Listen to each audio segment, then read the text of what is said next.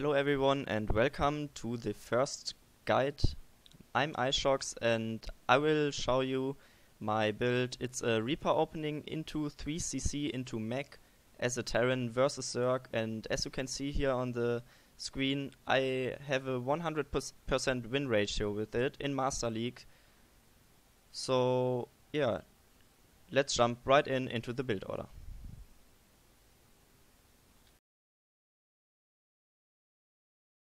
So here we are taking a look at the build order, and it's really simple. Basically we are just doing a Reaper opening, then we expand, go for reactor widow mines, then we expand again, take our third gas, go up to 3 factories and take the armory. We don't need supply counts for that usually, but for those who want to know, we will see it in the replay now. So we will go for the normal 10 supply depot, as you can see here, followed by an 11 barracks, so no additional worker. Drop the barracks instantly, and then wait, no additional worker, and also 11 refinery. So this is 10 depot, 11 racks, 11 refinery. This allows us to pump out a Reaper as soon as the barracks is finished, and we are able to scout the zerg and also to put some pressure on him or even force a overcommitment to defense. Saturate the gas so you can build your Reaper. The next step is the 14 orbital command and also the Reaper, followed up by a supply depot, as you can see here. The first Reaper is out, we build a second one, rally it on the first Reaper, and then we just wait till we have 400 minerals to build our command center.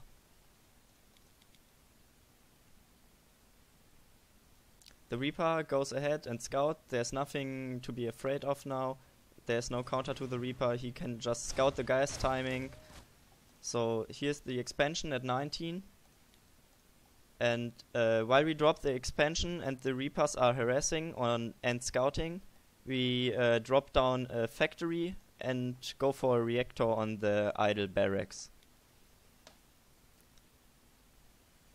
There's a factory and there's a reactor. In the meantime the Reaper scout. I lose one here, which is not what you want. So you just saw I poked here to see the gas that is harvested, and I see it's only about 100 gas, so there will be no all-in.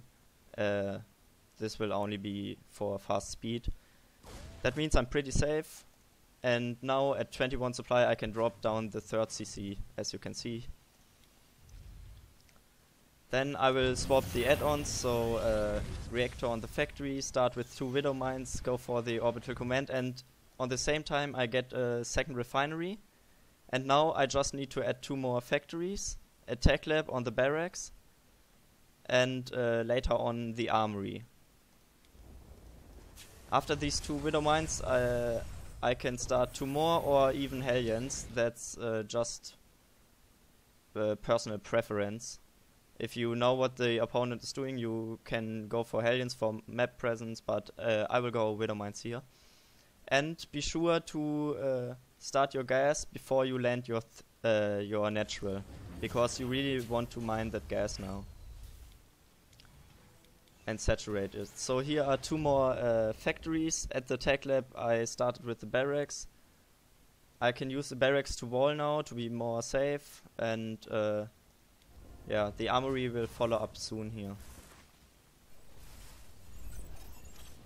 So I'm mining gas, there's the armory, and now with the 3 TCs I have much potential to scan him, and if there's a fast layer I can start immediately 2 Thors if the armory is finished and go for an eBay in case there will be muta play.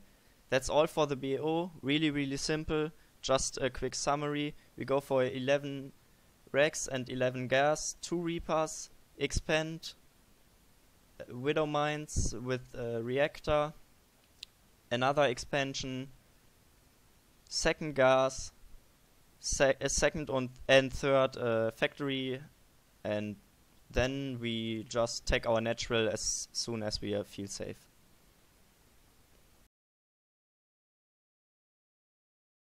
So now we are going to take a look at the most important part of playing Mech, at how to engage. In this game I push at around 150 supply. The Zerg is building drones and tagging to Hive, so it's the perfect timing window. I have 4 Thors because of potential muta switch. I already saw the Spire. So now I go ahead and just push. I have this army. Oh, too fast.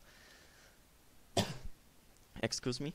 I have this army in one control group.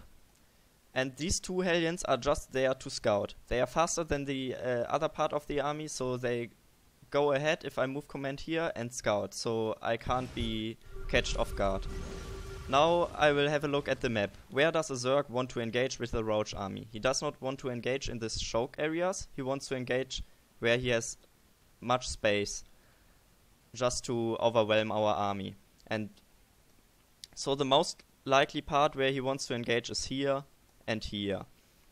So we need to be sieged out and spread perfectly at around this area. Excuse me. And when I know this, I can start sieging my tanks and create a huge tank line starting here. Because when I start to siege here, he can't engage me without engaging into siege tanks. So I will slowly siege forward. I'm just going to move command this army, and if a tank is separately in one spot, I click on it and then E for siege. In this way I will have a perfect spreaded siege line, as you can see here. And the Zerg wants to engage here, but I'm already perfectly spread. If he engages now here, he needs to take out these tanks, and all these tanks in the back can fire. So we don't want a huge clump, we just want a tank line where the Zerg engages 2 tanks, but receives all the tank fire from the tanks in the back. This is really what kills the Zerg army. Another reason for this huge tank line is the potential of a counter go. We will see it soon here. 1 second. I'm gonna speed this up, so I have nothing to really be afraid of. No Broodlord switch, nothing. I have enough CCs to scan the army the whole time and also the tech. If he goes for Broodlord, my new HotS Thors and Vikings will deal with it easily. So I can really stay calm here and push very, very slowly.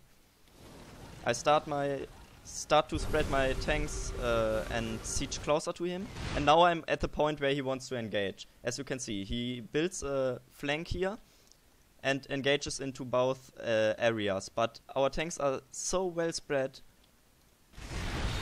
that you can see these roaches just die.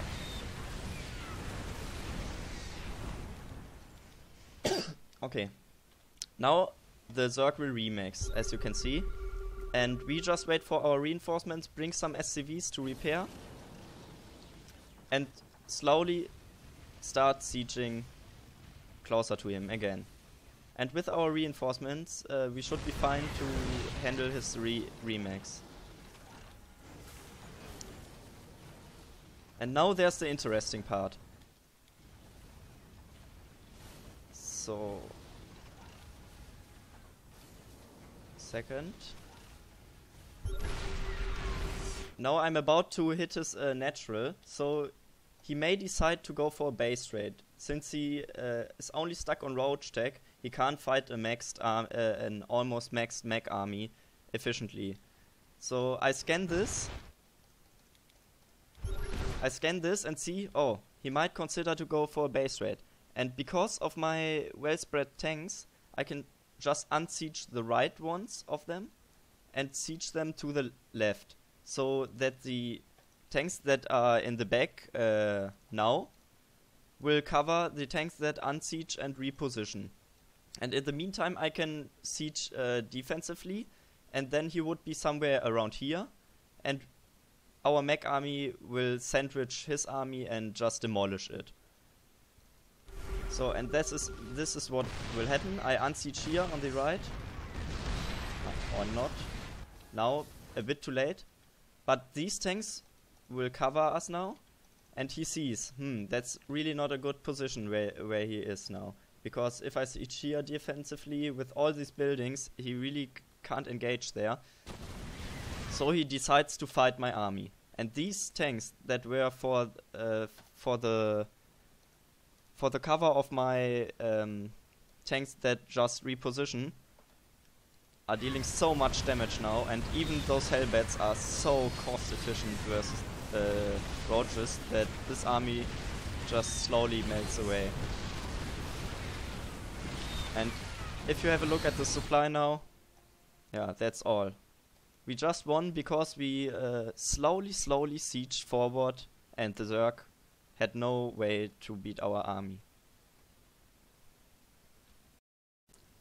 So that was all for the video version of the guide. If you liked it, just check out the Team Liquid thread. There is a more detailed version with text. Otherwise, go ahead and join our inFluenceTV community chat on the European server.